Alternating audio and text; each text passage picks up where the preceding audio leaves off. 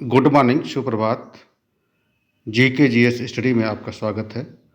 जो लोग चैनल पर पहली बार हैं, चैनल को लाइक, शेयर और सब्सक्राइब कर दीजिए। आज के प्रमुख समाचार। एसएससी की भर्तियों में महिलाओं की भागीदारी महज 10%। तो एसएससी में महिलाओं की जो है भागीदारी कितना है, वो 10% है। आयोग ने पिछले वर्ष कुल 18,721 पदों पर चयन किया, लेकिन इसमें महिलाओं की संख्या 1991 रही। तो जो एग्ज़ाम्स में भर्ती हैं, जैसे इसमें दिया है MTS, CHSL, JEE, CGL, JST, JD में कुल कितने पद रहे हैं और महिलाओं की संख्या कितनी रही है। तो महिलाओं की भागीदारी अभी एसएससी में काफ़ी कम है, क्योंकि महिलाओं की आबादी लगभग 50% है। तो भागीदारी भी इसी के रेशियो में होनी चाहिए। इस हिसाब से महिलाओं की भागीदारी एसएससी में क्या है, वो कम है। पश्चिमी यूपी और बुंदेलखंड में बेचे गए डीएलएड के पेपर। तो डीएलएड जिसे हम बीटीसी के नाम से भी जानते हैं, और ये पेपर लीक हुआ है, ऐसा पेपर के द्वारा बताया गया है। अलीगढ़ के शिक्षक भाइयों को पेपर भेजने का सरगना, नीतीश की तलाश। डीएलएड के पेपर लीक मामले में आरोपियों का खुलासा। ठीक है, तो ये डीएलएड का पेपर इस समय हो रहा है और ये लीक हुआ है अलीगढ़ में। अगला है CHSL टियर 1 के अभ्यर्थियों को परीक्षा केंद्र और तिथि आवंटित। एसएससी के परीक्षार्थियों की ओर से मांगे गए विकल्पों के आधार पर यथासंभव आवंटन किया गया।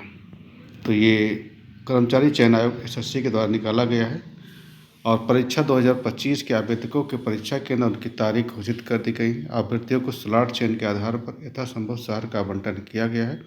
हालांकि परीक्षा की शिफ्ट बदल दी गई। जिन अभ्यर्थियों को स्लॉट चयन के आधार पर शहर का आवंटन नहीं हुआ है, वो 8 नवंबर तक दोबारा विकल्प भर सकते हैं। और शहर की तारीख का विकल्प मांगा था। स्लॉट चयन के आधार पर आयोग ने बुधवार को परीक्षार्थियों का चयन कार्यक्रम और केंद्र घोषित कर दिया है। अभ्यर्थी वेबसाइट पर अपनी परीक्षा केंद्र व तारीख की जानकारी प्राप्त कर सकते हैं। तो इसके बारे में जो कुछ दिया गया वो कहाँ से आप देख सकते हैं, वो वेबसाइट से देख सकते हैं। अगला है कि छात्रवृत्ति फॉर्म नहीं भर पाए फिर भी खुलेगा पोर्टल। तो पोर्टल न खुलने के कारण 3 लाख से अधिक विद्यार्थी छात्रवृत्ति के लिए आवेदन नहीं कर सके। वर्ष 2024-25 में देर से परीक्षा परिणाम जारी होने संस्थानों की गलती से छात्रवृत्ति से वंचित रह गए 5,87,000 विद्यार्थियों को दोबारा आवेदन मांगे गए थे। ठीक है, लेकिन 2 लाख ही भर पाए थे। तो फिर से क्या पोर्टल खोलने पर समाज पत्र भेजा गया है। तो ये जो यूजी और पीजी में छात्र हैं जो छूट गए हैं, उनके लिए लिंक भी दी गई scholarship.up.gov.in। इस पर जाकर अपना भर सकते हैं। यूपी बोर्ड हाई स्कूल और इंटर की परीक्षाएं 18 फरवरी से। तो यूपी बोर्ड की जो है हाई स्कूल और इंटर की परीक्षाओं का डेट आ चुका है और स्टार्टिंग कब से हो रही है, 2026 में 18 फरवरी से। 18 फरवरी 2026 से प्रारंभ होकर 12 मार्च 2026 तक होगी। तो कितने लोग पेपर दे रहे हैं? 52 लाख से अधिक परीक्षार्थी हैं पंजीकृत। एशिया का सबसे बड़ा बोर्ड यूपी बोर्ड है। गवर्नमेंट प्रेस की ग्रुप सी के लिए 1500 पदों की होगी भर्ती। तो ये जो गवर्नमेंट प्रेस है 1500 पदों की भर्ती की जाएगी। यह भर्तियाँ प्रयागराज मुख्य कार्यालय के अलावा लखनऊ, रामपुर और वाराणसी शाखाओं में की जाएगी। पदों की भर्ती के लिए मुख्यालय ने शासन को अधियाचन भेज दिया है। भर्ती उत्तर प्रदेश अधीनस्थ सेवा चयन आयोग के जरिए होगी। तो उत्तर प्रदेश अधीनस्थ सेवा चयन में एक एग्ज़ाम होता है पेट, और पेट एग्ज़ाम के बेस पर ही ये किया जाएगा। ठीक है, संशोधित उत्तर कुंजी जारी करने के लिए करने की मांग निकाला मार्च। अन्य भर्ती परीक्षाओं का कटऑफ आज जारी करने के लिए आंदोलन जारी प्रतियोगी। तो उत्तर प्रदेश लोक सेवा आयोग की आरओ एआरओ अन्य भर्ती परीक्षाओं की संशोधित उत्तर कुंजी जारी करने समेत अन्य मांगों को लेकर प्रतियोगियों ने बुधवार को कैंडिल मार्च निकाला। मांग न माने जाने पर उन्हें बड़े आंदोलन की चेतावनी दी। आयोग आरओ एआरओ पीसीएस प्रारंभिक परीक्षा की उत्तर कुंजी जारी करने के साथ साथ उन आपत्तियों भी ले चुका है। अभ्यर्थी अन्य संशोधित उत्तर कुंजी जारी करने की मांग को लेकर आंदोलनरत हैं। तो ये स्वाभाविक बात है कि रिजल्ट के बाद ही जारी करते हैं और एग्ज़ाम के बाद ही उत्तर कुंजी फाइनल जारी करनी चाहिए। अतुल महेश्वरी छात्रवृत्ति परीक्षा के प्रवेश पत्र जारी। अमर उजाला फाउंडेशन के माध्यम से संचालित होने वाली अतुल महेश्वरी छात्रवृत्ति परीक्षा 2025 के लिए प्रवेश पत्र जारी कर दिए गए हैं। परीक्षा का आयोजन 2 चरणों में किया जाएगा। पहले चरण परीक्षा 9 नवंबर 2025 को और दूसरे चरण की परीक्षा 16 नवंबर 2025 को आयोजित की जाएगी। और किस लिंक से डाउनलोड कर सकते हैं, तो ये इसमें लिखा गया है www.amarujala.com पे। तो अतुल महर्षि और 9 नवंबर को परीक्षा के सेंटर भी दिए गए हैं कि किन किन ज़िलों पे हो रहा है। जैसे काफ़ी ज़िले हैं, जैसे हिमाचल प्रदेश में कहाँ पे, उत्तराखंड में कहाँ पे, यूपी में कहाँ कहाँ पर है। कक्षा और 9 और 10 मुजफ्फरपुर, बिजनौर भी। ठीक है, तो इनके जो है स्कॉलरशिप के प्रवेश पत्र जारी हो गए हैं और आधा घंटा पहले पहुंचना होगा। आप डिटेल में इसको पढ़ सकते हैं। टीईटी अब रामलीला मैदान में 5 दिसंबर को होगी महारैली। तो प्राथमिक स्तर के सभी शिक्षकों के लिए शिक्षक पात्रता परीक्षा टीटी अनिवार्य किए जाने के विरोध में 9 राज्यों के संगठन टीचर फाउंडेशन ऑफ इंडिया की रामलीला मैदान दिल्ली में महारैली अब 5 दिसंबर को होगी। उस रैली की सफलता के लिए जिले जिले के जनसंपर्क तेज करने के साथ ही 9 नवंबर को लखनऊ में उत्तर प्रदेशी प्राथमिक शिक्षक संघ सभी जिला अध्यक्ष व महामंत्री बैठक आहूत की गई है। तो प्राथमिक जिसमें टीटी अनिवार्य कर दिया गया, इसके लिए सभी शिक्षक संगठन इकट्ठा हो गए हैं और 5 दिसंबर को एक महारैली का आयोजन किया जा रहा है। तो टीटी वास्तव में जो है, जो नई भर्ती उसके लिए तो होनी चाहिए, जो पुराने लोग हैं उनसे टीटी से छूट मिलनी चाहिए। पहाड़ों पर बर्फबारी से गिरा तापमान, अब जो है ठंडक की दस्तक। तो पहाड़ों से जो है, पहाड़ों में बर्फबारी हुआ, तापमान से ठंडक की दस्तक।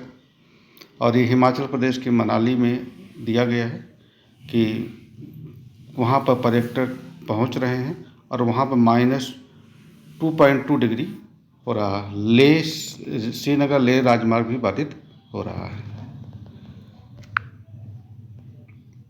अगला है एसएससी भर्तियों में महिलाओं की भागीदारी सिर्फ 10%। हम लोग पहले भी पढ़ चुके हैं। अब रजिस्ट्री के लिए नहीं करना होगा इंतजार, 10 मिनट में होनी पूरी प्रक्रिया। मेघराज क्लाउड सर्वे की नेशनल गवर्नमेंट क्लाउड पर किया जाएगा हस्तांतरित।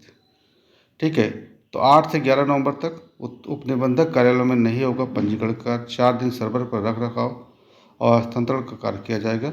मतलब कि 4 दिन तक कोई भी रजिस्ट्री वगैरह नहीं होगी और उसके बाद 11 नवंबर के बाद होगा। इसमें एक सबसे महत्वपूर्ण बात है कि अब बहुत कम समय में रजिस्ट्री की पूरी प्रक्रिया पूरी हो जाएगी। एक महत्वपूर्ण अच्छी चीज़ है, क्योंकि रजिस्ट्री में काफ़ी समय लगता है। संयुक्त निदेशक की संस्तुति पर प्रधानाचार्य शिक्षकों का तबादला। प्रयागराज में अशासकीय सहायता प्राप्त उच्च माध्यमिक संस्थाओं प्रधानाचार्य, प्राध्यापक, प्रवक्ता, सहायक अध्यापक एवं सहायक अध्यापक प्राइमरी के बड़ी संख्या में तबादले किए गए हैं। हस्तांतरण वाले शिक्षकों की सूची भी विभाग की वेबसाइट पर अपलोड कर दी गई है। माध्यमिक विद्यालयों के प्रधानाचार्य शिक्षकों के तबादले के लिए आवेदन किया था।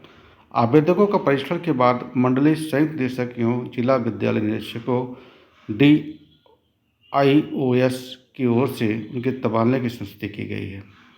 तो इस माध्यम से अपर शिक्षा निदेशक के माध्यम से एक लेटर जारी किया गया है और किस आधार पर किया जाएगा, तो संयुक्त निदेशक की संस्तुति पर प्रधानाचार्य शिक्षकों को किया। वही है CHSL Tier 1 के अभ्यर्थियों की परीक्षा की तिथि के आवंटन पहले भी हम लोग पढ़ चुके हैं, किया गया है। ऑस्ट्रेलिया पर अजय बढ़त लेने की चुनौती। तो ये क्रिकेट से संबंधित एक महत्वपूर्ण खबर है। ठीक है, कि कैरारा गोल्ड कोस्ट एजेंसी अभी तक अपेक्षित प्रदर्शन न कर पाने वाले शुभमन गिल ऑस्ट्रेलिया के खिलाफ गुरुवार को यहां होने वाले चौथे T20 अंतर्राष्ट्रीय मैच में बड़ा स्कोर बनाने की कोशिश करेंगे। इस मुकाबले में भारतीय टीम प्रबल दावेदार के रूप में उतरेगी। 3 मैचों के बाद सीरीज 1-1 से बराबर है। आपसे एक से फिर से उम्मीद, तो उसी के बारे में एक जानकारी दी गई है कि खेल के संबंधित है कि कैसे कैसे क्या T20 सीरीज के लिए है।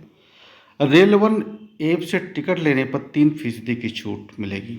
ये बहुत महत्वपूर्ण खबर है। रिजर्वेशन करते हैं तो पूरे रेट लगता था, लेकिन इसमें एक ऐप लॉन्च किया गया है जिसके माध्यम से टिकट लेने पर 3% की छूट मिलेगी। मतलब 3% कम देना पड़ेगा पैसा।